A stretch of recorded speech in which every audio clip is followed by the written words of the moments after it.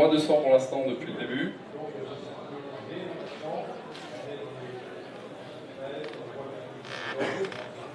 On a bien étendu le range ce midi, comme vous pouvez voir en même temps sur les écrans. Donc Eric Lefort, pas encore de position.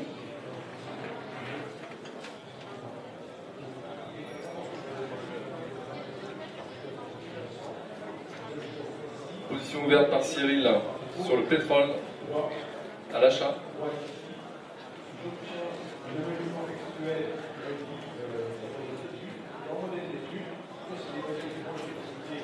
Jean-Luc Cussac par assez dubitatif, ses écrans, encore des concepts ouverts.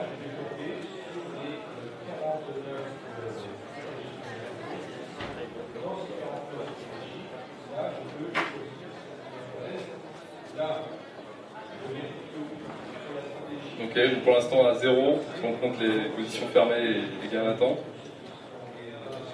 Maxime, pas de position pour l'instant. Okay.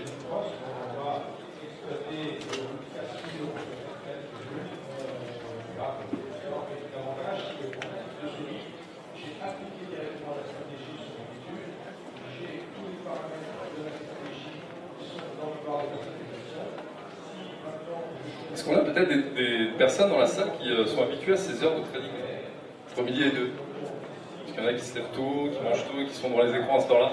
Personne? Tout le monde est parti manger?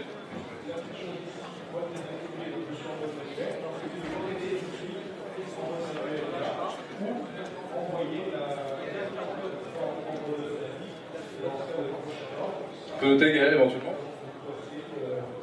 Cyril là. Qui est à donc 40 €. PNL, c'est noté, d'accord. C'est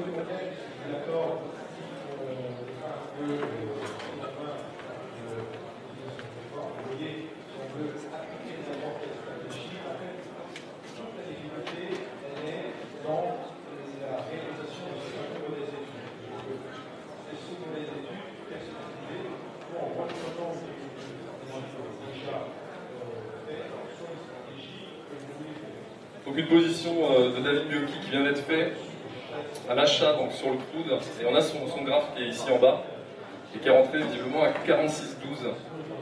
Là c'est à 46,12.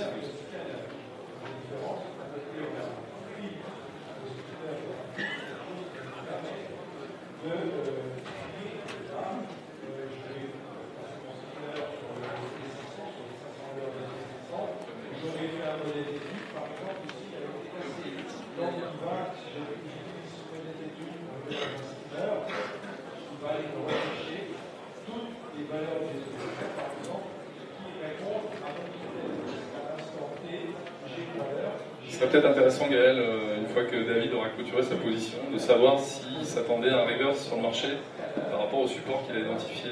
J'imagine que oui, mais il faudrait peut-être lui poser la question une fois qu'il aura clôturé sa position. Effectivement, on a vu le marché hésiter à l'arrivée de midi, à redescendre sur cette grande montée de matinale. Et qui joue l'achat sur ce niveau où il y a du monde, il y a peut-être du stop en dessous qui est placé sur cette montée, des stop loss. S'ils sont touchés, évidemment, le marché peut avoir une impulsion à la baisse. Visiblement, ce n'est pas ce que joue David sur ce setup.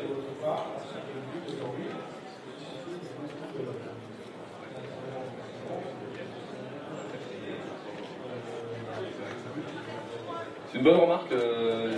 Il y a aussi un support visiblement sur le stock qui est juste au-dessus en fait.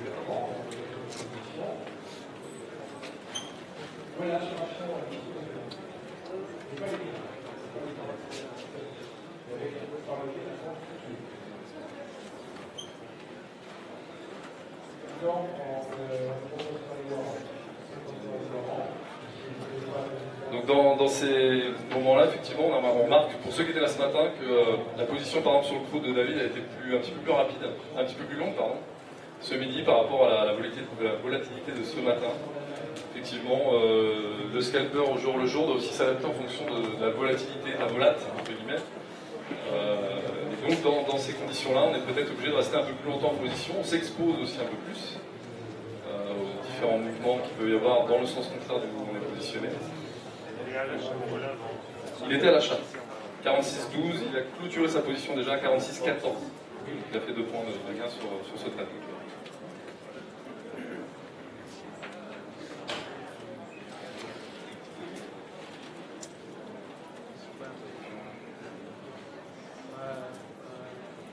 Il a eu la pression, il est en train de se détendre un petit peu. Plus on reste longtemps pour un scalper, c'est un petit peu le poison du scalper, c'est le temps d'exposition. Moins ça dure de temps, plus le scalper visiblement est content, de toute façon. On préfère parfois que notre stop soit touché immédiatement, donc si on a de suite la réponse de notre trade, plutôt que d'attendre un quart d'heure et avoir un stop touché. La pression est beaucoup moindre.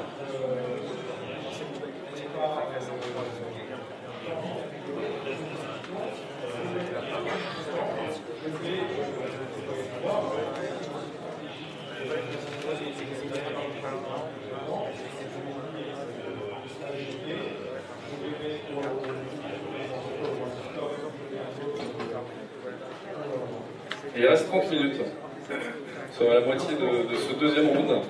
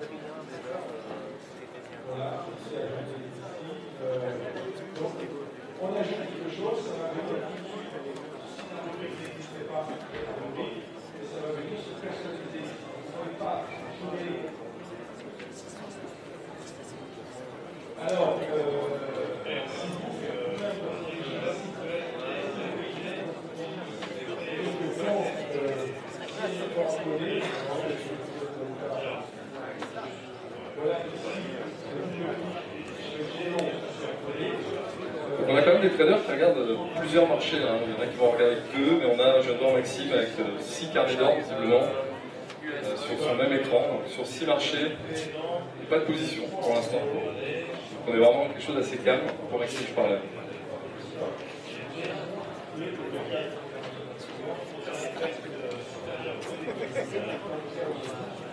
C'est l'écran du cirque que vous voyez là.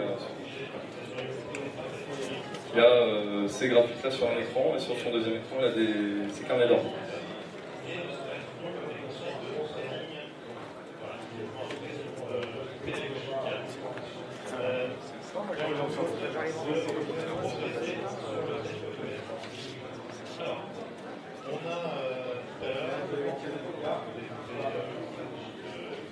Donc c'est intéressant de regarder, c'est le crude, rappelez-vous le trade tout à l'heure de David Bucky, qui a acheté aux alentours de 46,12 à ce niveau-là sur le crude.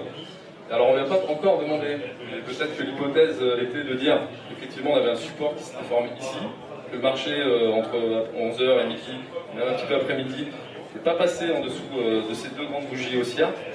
Il a joué le reverse, arrivé sur ce niveau, et le marché, il est rentré à 46,12, le marché est à 46,25, il a pris que 2 points, donc c'est tout l'intérêt du scalping aussi, hein, c'était très rapide de la rentrée à la sortie, même si là ça a duré quelques minutes, étant donné que la volatilité est assez moindre, mais regardez, le marché est encore en train d'accélérer.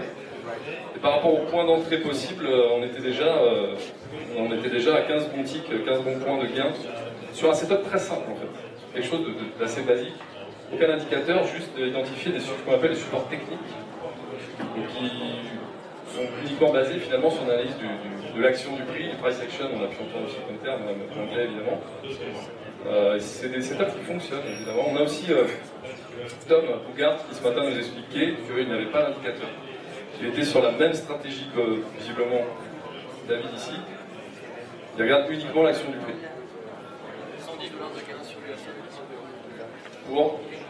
Pour Alexis Alexiou, c'est ça? Ouais. Alors 110 $ pour Alexis Alexiou, c'est ça de gain? Position fermée, d'accord. Et on a un achat DAX de Eric qui a revendu déjà sa position à 75. Vous voyez, dès que le marché accélère un petit peu, il y a des opportunités qui se créent pour nos scalpers et ils sortent assez rapidement. Pour ça, je vous invite évidemment au troisième round. Là, vous avez 8 traders sous les yeux.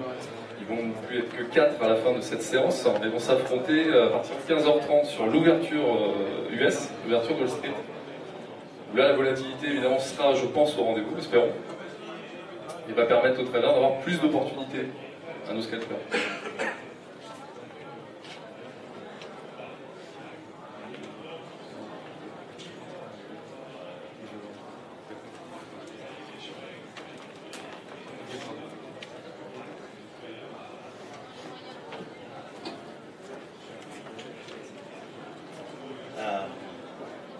Obviously, I'm really only scalping because this is not my normal way of trading, but today I need to scalp for the competition. The idea behind this is completely simple.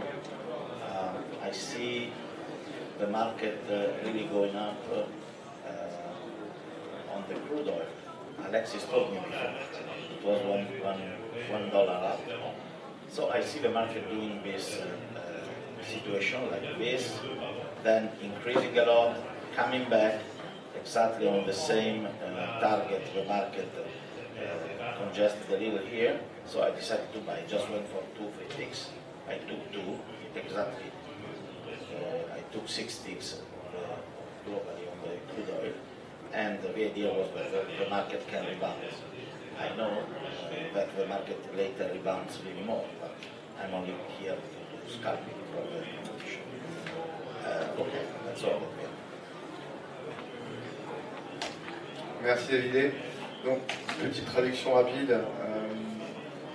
Il exprime clairement qu'en fait, cette stratégie trading initiale n'est pas vraiment basée uniquement sur le très très court terme comme aujourd'hui, mais la compétition le demande, parce qu'il faut faire de la performance en moins d'1 heure, ce qui signifie aussi chercher des opportunités très très très courtes pour faire de la performance. Donc là, aujourd'hui, sur cette figure qu'il a dessinée sur le crude oil, il a cherché à jouer le retracement possible sur le niveau technique horizontal ici. Et il cherchait que 2 ou 3 ticks de performance. Il était assez convaincu du rebond du crude sur ce niveau. Donc on peut voir maintenant, effectivement, c'est plus simple après constatation, mais que finalement ce niveau technique a plutôt bien fonctionné, cette congestion. Mais bon, lui, il était là pour prendre que 2 ou 3 ticks, et il a pris 2 ticks, et il a sorti sa position assez rapidement.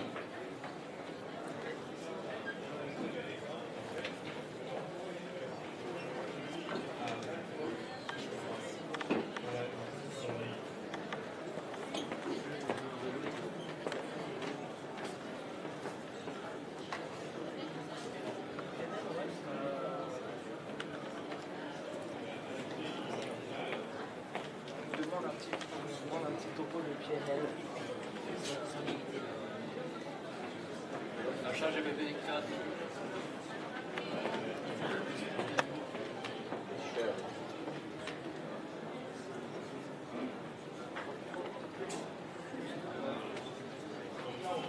on va faire un point pour les traders sur le PNL actuel. Tout le monde soit au courant, puis gérer éventuellement sa fin de round en fonction de d'où il est placé.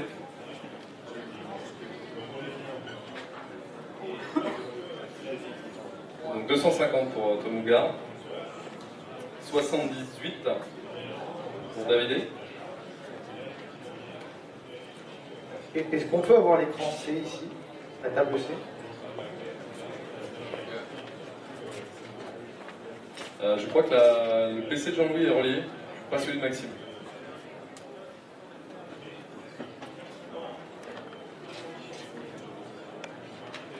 Donc Yannick a remonté, il est revenu à moins 20 sur son PNL.